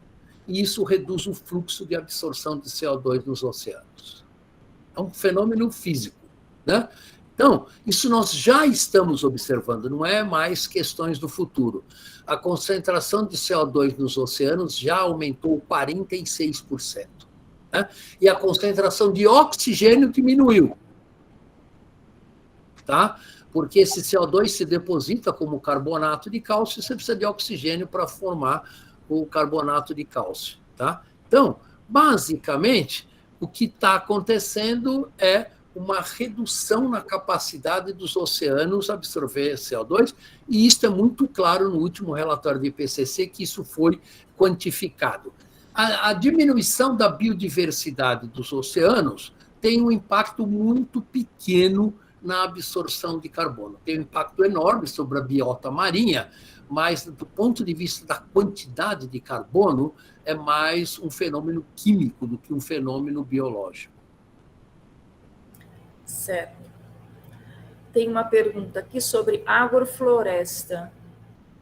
Espera aí, deixa eu achar aqui. Professora? Oi? Justamente, tem duas perguntas que se conversam um pouco nessa questão de práticas de sustentabilidade. Eu posso ler aqui, se você perguntar. Pode falar, Gabriela.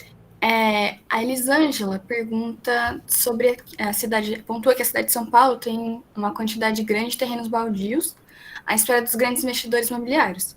Por que não fazem parte de um projeto de cuidados com o ambiente e programa de desenvolvimento sustentável para a população no entorno? Se isso seria possível. E Vitor Hugo e outros colegas comentaram sobre o papel das populações tradicionais, também nesse programa de desenvolvimento sustentável, em populações e comunidade que pode usufruir disso no entorno de escolas ou terrenos que permitam práticas sustentáveis. Olha, na primeira resposta, a questão importante a gente perceber é que nós vamos precisar implementar soluções em todas as escalas: municipal, estadual, federal e planetária. Esquecendo qualquer uma dessas escalas, esquece, nós não vamos sair do lugar. Na área municipal, obviamente, aumentar a área verde das nossas cidades é absolutamente essencial e estratégico por razões mais do que óbvias, né? A nível país por país, cada país tem uma problemática de redução de emissões diferentes, causado pela sua estrutura econômica, pela sua estrutura política e assim por diante. Então, cada país vai precisar de ter estratégias diferentes. E, a nível planetário, cada região também vai ter que ter estratégias diferentes. Então, é importante a gente perceber que é a combinação de todas essas soluções, começando das cidades, começando da sua fazenda, começando do seu sítio, até todas as escalas planetárias vão ser necessárias para a gente resolver essa questão. A segunda parte da pergunta, sobre as comunidades tradicionais, também é uma questão muito importante. Os índios vivem na Amazônia há milhares de anos de uma maneira totalmente sustentável. Se é alguém que sabe como explorar os recursos naturais de uma maneira sustentável, são as populações tradicionais. Isso é muito bem conhecido por todos. Então, aproveitar esse conhecimento na nossa sociedade muito mais industrializada e complexa é fundamental, porque eles podem trazer uma série de ensinamentos sobre como usar os recursos naturais de maneira sustentável, que é onde nós estamos patinando, né? A nossa sociedade não é nem de perto sustentável a curto prazo, né? Então, aprender com as comunidades tradicionais é fundamental, e você vê claramente, cada vez mais, eles participando desse debate, ensinando a nossa sociedade como fazer isto, né? Então, aproveitar o seu conhecimento é muito importante. Certo. Alguém tem mais alguma questão que acha que seja bastante relevante? Tem algumas, acho que duas questões que foram feitas mais recentemente para encerrar. Pode ser? Pode ser. Uma falou em relação aos formatos de obtenção de energia. O que fazer em relação às redes de transmissão? Estas são as principais dificuldades, diz o Fernando Santos. Fernando, muito boa pergunta. Tá? A questão energética é central nas mudanças climáticas. Tá? Não só no Brasil, como no restante do nosso planeta. A nossa sociedade depende de energia barata, disponível e que possa ser usada de uma maneira sustentável. O Brasil tem vantagens estratégicas monstruosas que nós não estamos aproveitando na questão energética. Primeiro, as hidrelétricas. Segundo, um potencial de geração de energia solar e eólica gigantesco no Nordeste e em toda a região costeira do Brasil, e que nós não exploramos. É menos de 2% a geração de eletricidade eólica no Brasil. Alguns países europeus, como a Dinamarca, esta fração é da ordem de 25%.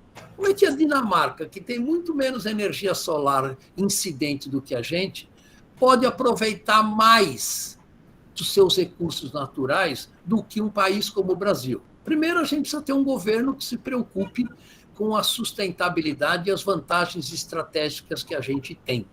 O potencial solar no Nordeste brasileiro é gigantesco, mas totalmente inexplorado ainda. E o Brasil tem muitas vantagens por ter uma rede de distribuição de energia totalmente interligada, praticamente em todo o território nacional. Isso é uma vantagem estratégica monstruosa, porque a energia pode ser gerada no Nordeste, pode ser gerada em São Paulo, pode ser gerada em Itaipu e ser distribuída para todos. A energia solar e eólica tem um problema, que é o problema da intermitência. Só tem sol durante o dia e só tem vento forte durante o dia. Né? Para isso, você pode, por exemplo, guardar a água das usinas hidrelétricas durante o dia, usar energia eólica e solar durante o dia e, durante a noite, alimentar o sistema com energia hidrelétrica. Isso é possível? É. Isso é factível? Sim. E poucos países no mundo têm essa vantagem que o Brasil tem. Então, o que a gente precisa é de governos que possam aproveitar as vantagens estratégicas que a gente tem para melhorar o bem-estar da nossa população. E a última pergunta que a Janice fez, e pode ser sucinto mesmo, porque a gente vai ter uma aula só para isso da Amanda em breve, que ela pergunta sobre a pandemia ter mudado o cenário, enfim, questões de mudanças climáticas, sustentabilidade. Isso é uma pergunta importante também, né? A pandemia foi muito importante, primeiro, para mostrar o quão vulneráveis nós somos, né? O quão pequeno nós somos perto de fenômenos de grande escala planetária, como uma pandemia da Covid-19, que bagunçou a vida e a economia de todos os seres do nosso planeta. Né? Esse é um primeiro ponto. Agora, tem um ponto associado com a pandemia e mudanças climáticas que é muito importante, que é o seguinte: existem milhares de vírus na Amazônia que ainda não tiveram contato com a gente. Assim como o SARS-CoV-2, existem milhares de vírus similares a esse. A continuar o desmatamento de florestas tropicais, o que acontece? Não precisa ser muito esperto para perceber que isso vai facilitar o contato desses vírus e a migração deles para a nossa sociedade. Isso aconteceu com o Ebola, isso aconteceu com centenas de outros vírus, mais graves ou menos graves. Este foi um exemplo de migração de vírus de animais para os homens. E na Amazônia, tanto na flora quanto na fauna, nós temos milhares de vírus similares a esse coronavírus e outros, que a Fiocruz já mapeou na Amazônia. Sabemos que eles existem e tem muitos que a gente sequer sabe que existem.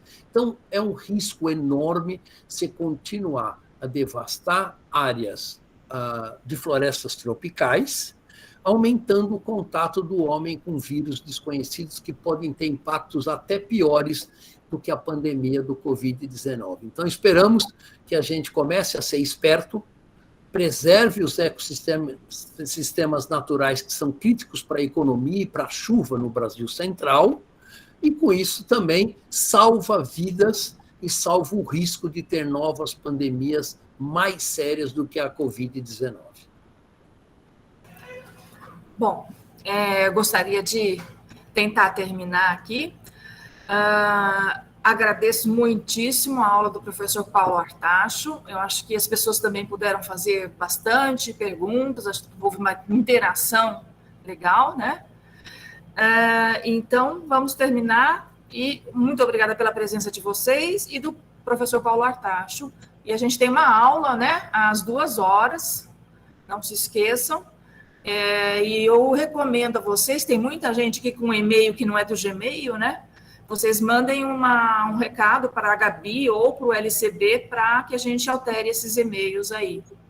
Paulo Artacho, muito obrigada pela aula. Gente, eu que agradeço e acho que a iniciativa da Geografia de fazer um curso desse tipo é absolutamente excelente, maravilhosa.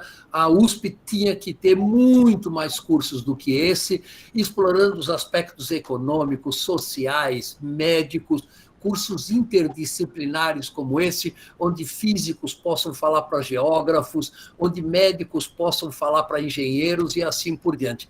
É só assim que a gente vai construir uma universidade que possa realmente trazer os avanços que a gente precisa trazer para o nosso país, tá joia, gente? Então, parabéns pela iniciativa e vamos trabalhar para isso. Certo, muito obrigada. Obrigado então, a vocês. Às 14h nós voltamos, certo? Sem o Paulo Artacho agora. Muito obrigada, professor. Boa tarde, pessoal. Tchau, tchau. Um abração, gente. Até mais. Tchau, tchau. Tchau. Obrigada. André, Thalita e Gabi, obrigada pela participação de vocês aí. Voltamos às 14h. Hein? Tranquilo. Tchau. Obrigada, professora. Não esqueça de fazer o encerramento da gravação da aula, senão ele continua. Ah, tá bom, então. Vou fazer.